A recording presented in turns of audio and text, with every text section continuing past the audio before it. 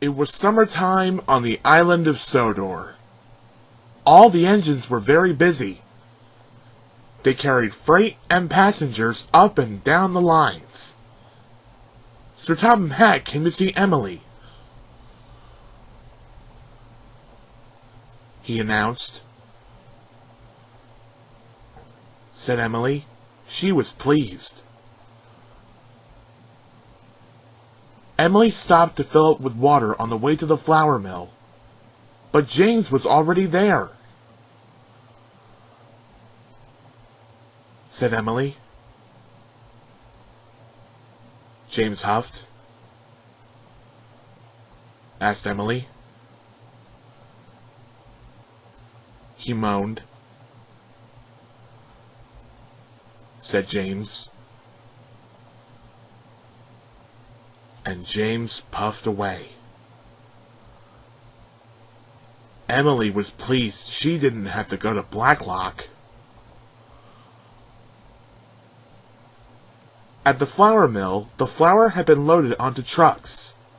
Emily was coupled up. Then she puffed across the countryside to Knapford Station. But the troublesome trucks saw a chance for mischief. They screeched. Emily pulled as hard as she could, but the troublesome trucks made her go very slowly.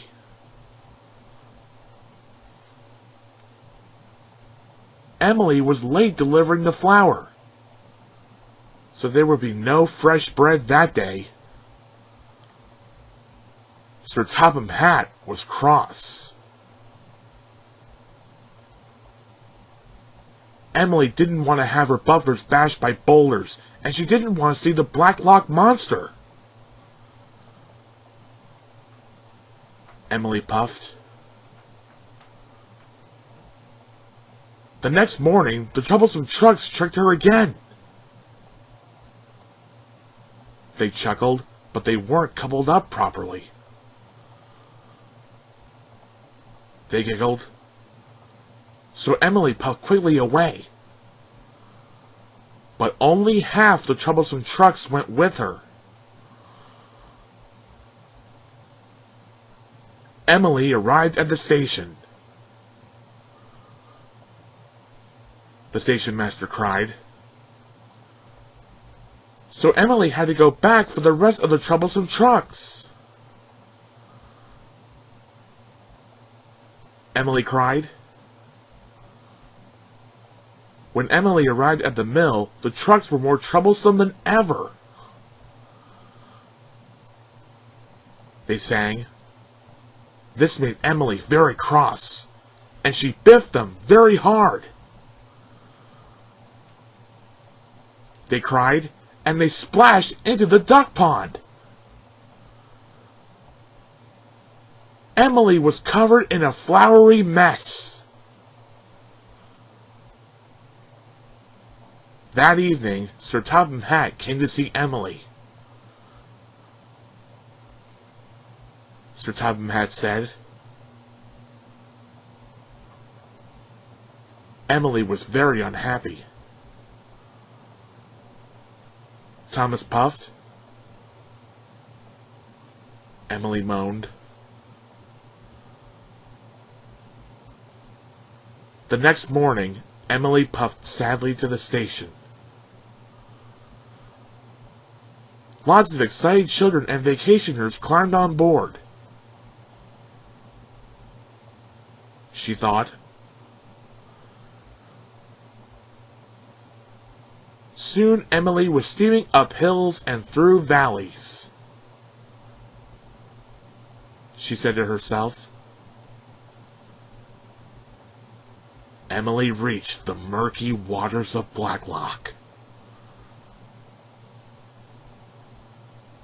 She puffed nervously. Then there was trouble.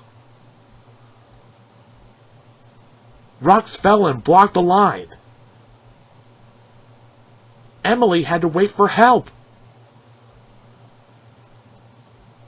She huffed. Suddenly, she saw something dark and mysterious moving in the water. Emily gasped. Emily was scared. Her boiler quivered and her valves rattled. She wanted to steam away. She cried, but Emily thought of the children in the coach behind her.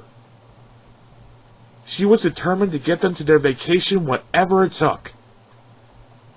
At last, the water settled, and Emily saw what the monster really was. Emily was delighted. The children were delighted too. Soon the line was cleared. Emily steamed on through the countryside. The children will reach their vacation on time. That evening, Thomas and Emily both stopped to watch the seals. Said Emily.